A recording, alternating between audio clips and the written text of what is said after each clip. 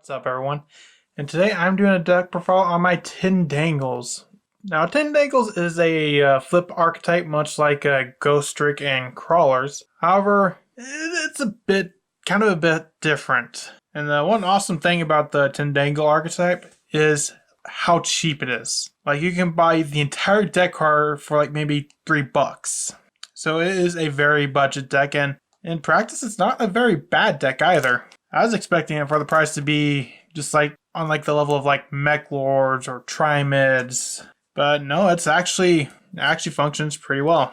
Obviously, not like a tier 1, 2 rogue kind of performance, but it's definitely not one of the worst decks I've ever done. Now, before we get into the deck profile, I'd just like for you to remind you to vote for which deck you'd like me to do a deck profile on this month. You never know; it could end up being the winner, and even if it doesn't win, I may still end up doing a deck profile and just look at all the guys didn't win, but I still have a deck profile on it anyways. And without further ado, let's get right into the deck profile. First off, I run the 3 Tindangle Angel. When it's flipped, you can special summon one flip monster from your hand or graveyard. So it special summons a monster from your hand or grave.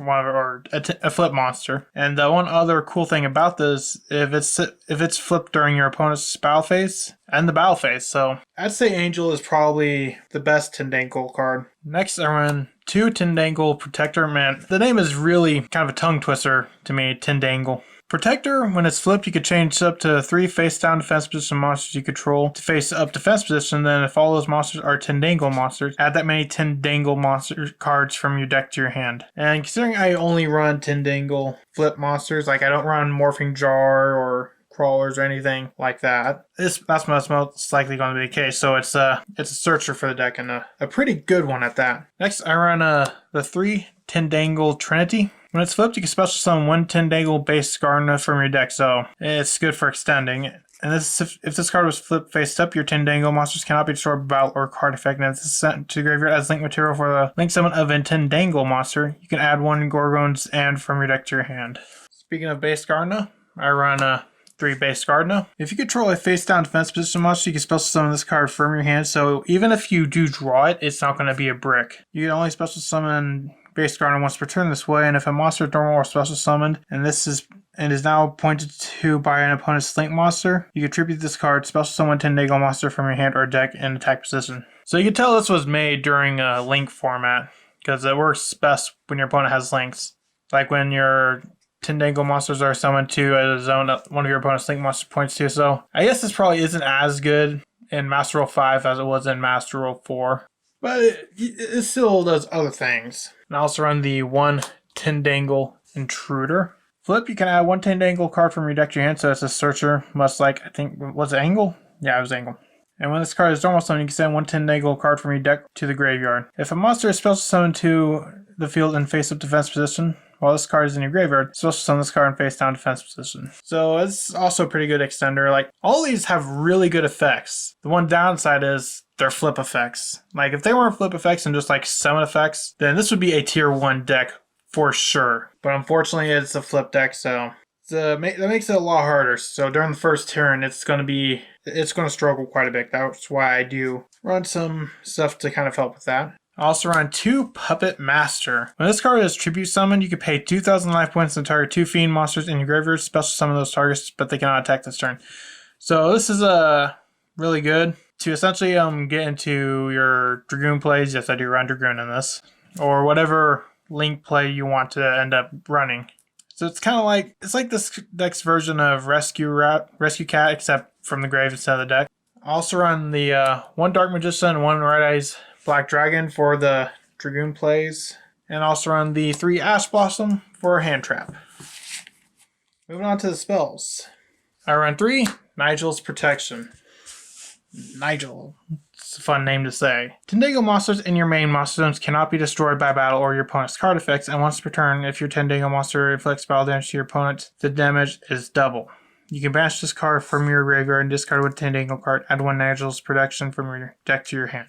Originally, I wasn't going to run this, and I realized you really need this, because with the Tindangles being a flip-based deck, that means during the first turn when you're like setting your monsters, you're not going to have any way of disrupting your opponent, aside from maybe like hand traps and stuff. So this helps protects your Tindangles and keeps them on field, so you can flip some of them and activate their effects and do all sorts of crazy stuff. I also run a 3 double summon.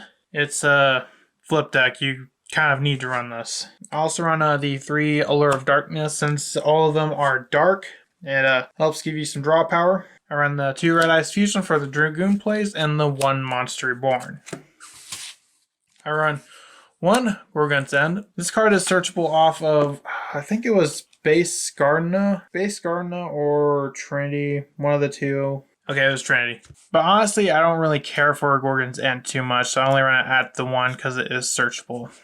Next, I run 3 Tindangle de Lune. When you take battle damage from an opponent's attacking monster while you have 3 or more Tindangle monsters with different names in your grave, you destroy the attacking monster, and if you do, special summon Tindangle Acute Cerberus from your extra deck. So, special summon your Link 3 extra deck monster. That's good. Really powerful, because the Tindangle Acute Cerberus Link monster is good. If you control no monsters in the extra monster zone, you can banish this card from your graveyard, then target 3 Tindangle monsters with different names in your graveyard, special summon them in face down defense position.